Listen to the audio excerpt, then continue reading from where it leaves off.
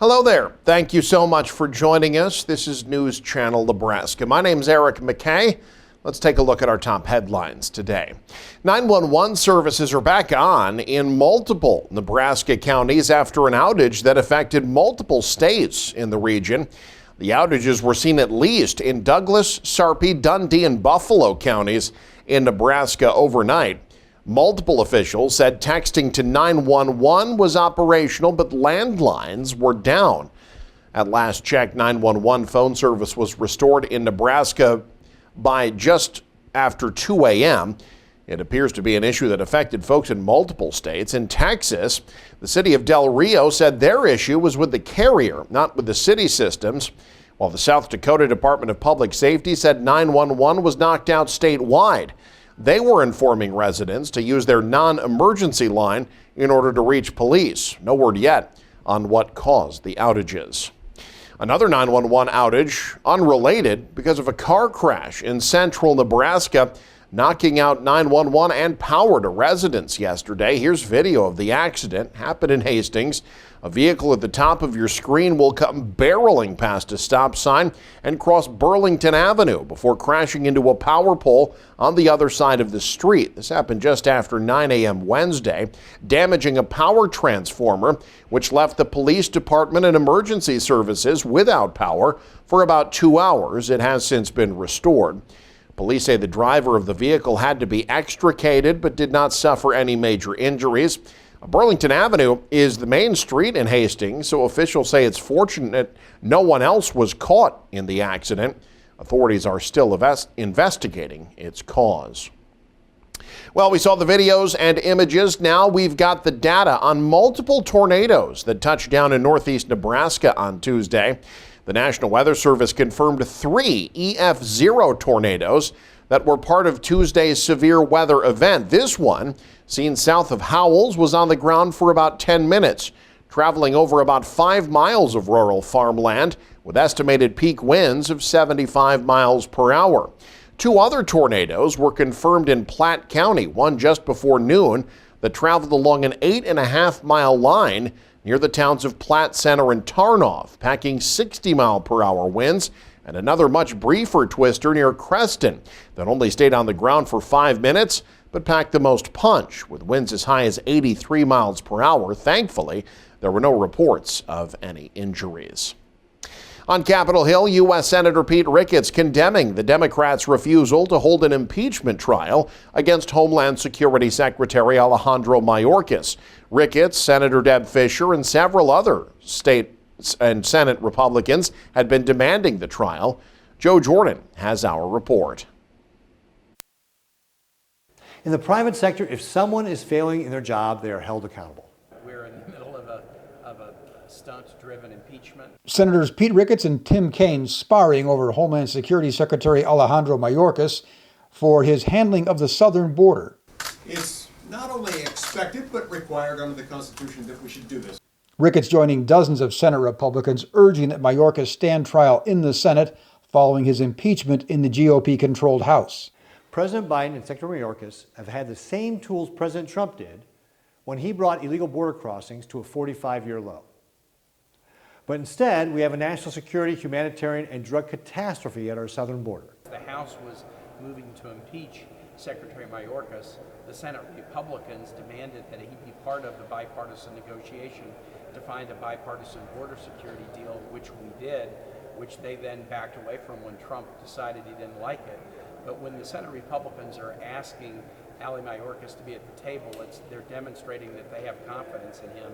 And so this House impeachment move is a stunt. Nebraska Senator Deb Fischer joining the fight, arguing Democrats are bound by the Constitution to hold the impeachment trial, adding there is no excuse to shirk this responsibility. But Democrats voted to rule the impeachment articles unconstitutional, that they did not rise to the level of high crimes and misdemeanors. At the same time, there was never any indication the Democratic-controlled Senate would convict Mayorkas. In Omaha, Joe Jordan, News Channel, Nebraska. The U.S. House, meanwhile, could vote on a set of bills to provide foreign aid and potentially ban TikTok as soon as this weekend. Some hardline Republicans in the chamber oppose the measure, but now Two powerful and unexpected allies both want the package to become law. That's going to increase its chances. Amy Kiley has the latest. It requires a couple of Democrats. House Speaker Mike Johnson is likely to get the Democratic votes he needs for his new aid package. President Joe Biden is now throwing his support behind the set of bills. They provide a total of about $95 billion for Ukraine, Israel, and the Indo-Pacific, according to the House Appropriations Committee. Johnson says he wants to pass a potential ban on TikTok at the same time. That would keep the platform out of U.S. app stores unless it cut its ties with its Chinese parent company. In order to get something into this underlying package, we have to have the votes on the floor to pass a rule. I don't have all my Republicans who agree on that rule. Some of those Republicans who disagree want to remove Johnson from his leadership role. It is growing. I think some people are becoming more angry than I am. I don't know how long people are going to tolerate this because he's doing nothing but serving the Democrats. An empty speakership is what effectively paralyzed the chamber for weeks after former Representative Kevin McCarthy lost the gavel last year. The question this time is whether Democrats would save Johnson to avoid that chaos. We got to forget about Democrat, Republican. This is serious. This is life and death. This is the future of democracy. I'm Amy Kiley reporting. Well, people wanting to get their money's worth at Red Lobster may have done so at the expense of the restaurant itself. The company reportedly looking into filing for bankruptcy protection, according to reporting from Bloomberg. There are several reasons for that, the cost of leases and labor, but the $11 million Red Lobster recently lost on its endless shrimp deal certainly didn't help. The sources say the chain hasn't decided if it's going to file Chapter 11. If it does, that's the type of bankruptcy protection that allows businesses to continue operating while they restructure. Red Lobster has 5 locations in Nebraska. Well, after weeks of competition, a northeast Nebraska town named runner-up in a national contest, the city of Norfolk receiving second place in the 9th annual Strongest Towns contest. The competition, a March Madness-style tournament between 16 different towns in the U.S. and Canada. Norfolk made it all the way to the final round before getting beat out by Maumee, Ohio. Students on a college campus repeatedly had dessert smashed into their faces yesterday. Thankfully, it was all for a good cause. Wayne State College's Zeta Tau Omega sorority hosted its Pi Zeta fundraising event yesterday, giving folks on campus a chance to hit members in the face with a pie. The event, a fundraiser for the sorority's many ongoing events. Zeta Tau has been on Wayne State's campus since 1999. The club's website says they promote community service through multiple programs each year. A Southeast Nebraska group holding an annual event for a good cause, the Beatrice Backpack Program, holding their annual Empty Bowls Soup Luncheon on Wednesday at Vintage Venue in Beatrice. Patty Kaufman, one of the original founders of the Backpack Program.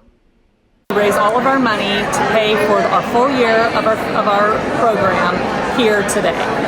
And so it takes about $40,000 to pay for 125 backpacks per week for children, hungry children in our area.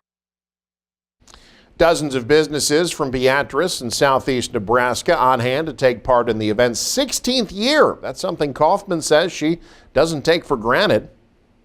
We raise all of our money through the support of these sponsors that are here today, and through our soup chefs. They make us, everything is donated. My team and I don't get paid. Everything is volunteer. So it's just such a community-minded program, and we just thank the community so much. The backpack program sends home backpacks full of food every Friday to the most needy kids in the Beatrice area. And a Northeast Nebraska high school team headed to an international competition against some of the smartest high schoolers on the planet. Luke Stera has more. Travis Emery and Tate Ranke often get noticed in public, but not for athletics. After Worlds last year, I have people down at the gas station. Hey, how's the robot doing? Hey, what's the game like this year? And I'm like, that's a lot of questions. All the time I'm getting people, oh, how's the robot? You guys ready for Worlds? You gonna make it to Worlds? Ranke and Emory are half of the Pierce High Robotics team, and they're heading to the World Robotics Championship for the second year in a row. Now that's my second year going, I'm not like nervous as what we're gonna do. I've already been through it. The team qualified for Worlds at the VEX Nebraska State Over-Under Championship, ranking 171st out of more than 6,000 teams for the skills category. We don't shoot any balls. The students put in hours of work, learning design systems and coding. I mean, we've had, 15 practices that are an hour, 2 hours long, so this robot's probably been close to 40 hours. And like any productive team, they need good chemistry, though that can be tough when your teammate is your sister. So she'll be working on one side, I'll be working on the other side. We do two different things, we argue about which one's right. It's actually kind of happening right now with our flappers. Technology coordinator Treva Dostal continues to support the team in its journey to international competition. Those things don't just come in an hour and we're ready to go. So the dedication that these students have produced in the last 2 years is incredible. Later this month, the team heads to Dallas, where they will compete with students across the globe at the World's VEX competition. Reporting for News Channel Nebraska, this is Luke Stera. And you can stay up to date with the very latest by following us online. Head to newschannelnebraska.com and click on the News tab there. You can also follow us on X, like us on Facebook and Instagram as well. Thanks for joining us. Have a great day. You're watching News Channel Nebraska.